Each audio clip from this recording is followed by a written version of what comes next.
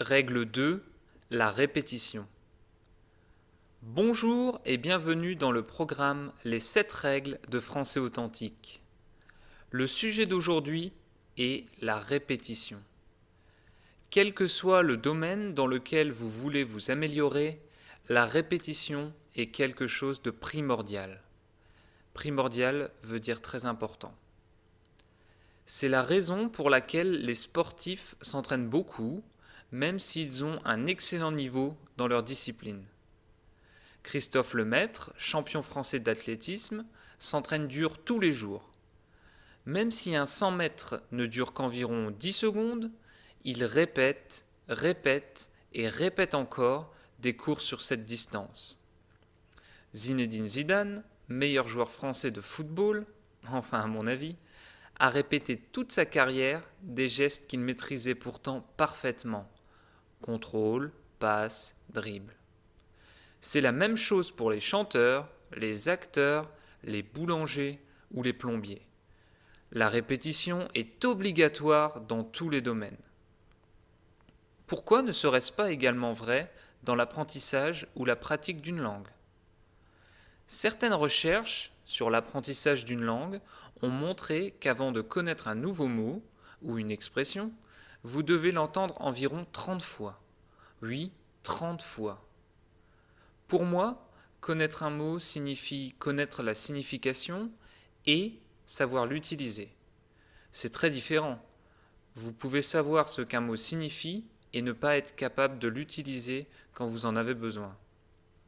Beaucoup de gens, dont moi dans le passé, font de longues listes de vocabulaire et essayent de mémoriser les mots. Apple en anglais veut dire pomme. Apple, pomme. Apple, pomme. Apple, pomme. Ils répètent, mais ce n'est pas une bonne méthode, car il n'y a ni signification, ni contexte. Alors, comment répéter ? Quelle méthode est-ce que j'ai utilisée moi-même en anglais et en allemand avec succès ? La première chose importante est le contenu. J'ai longtemps essayé d'écouter des articles audio dans des langues étrangères, principalement des CD accompagnant des méthodes d'apprentissage classiques, mais après une ou deux écoutes, c'est devenu ennuyeux. Les dialogues sont lents, monotones et non naturels. Bonjour, comment vas-tu ? Ça va bien, merci. Et toi ? Bien, merci. Mais personne ne parle comme ça. Il faut donc écouter quelque chose d'intéressant et d'authentique. Même si vous avez plus de difficultés à comprendre, ce sera moins ennuyeux pour vous d'écouter ce type d'article. Vous n'aurez donc aucun problème à l'écouter de nombreuses fois et vous apprendrez beaucoup plus vite. Un autre avantage d'écouter quelque chose d'authentique est que vous apprenez de la grammaire en même temps. Prenons un exemple. Tous les matins, en allant au travail, vous écoutez un article de français authentique dans lequel vous m'entendez dire « pour que vous puissiez ». Pour que vous puissiez. Vous écoutez ce même podcast de nombreuses fois car vous avez compris que la répétition est le secret de votre succès. Eh bien, je suis sûr que lorsque vous aurez à utiliser l'expression « pour que vous puissiez », vous ne ferez pas l'erreur de dire « pour que vous pouvez », comme la majorité des gens qui apprennent le français. Vous ne réfléchirez pas, ce sera automatique. Vous m'aurez entendu dire « pour que vous puissiez » 10, 20 ou 50 fois, et ce sera gravé dans votre mémoire. Dans cet exemple, vous avez appris de la grammaire de façon automatique grâce à la répétition. La deuxième chose importante est la compréhension. Si vous écoutez quelque chose que vous ne comprenez pas du tout, vous ne vous améliorerez jamais. Ça ne signifie pas que vous devez comprendre tous les mots ou toutes les expressions, mais le sens global de chaque paragraphe.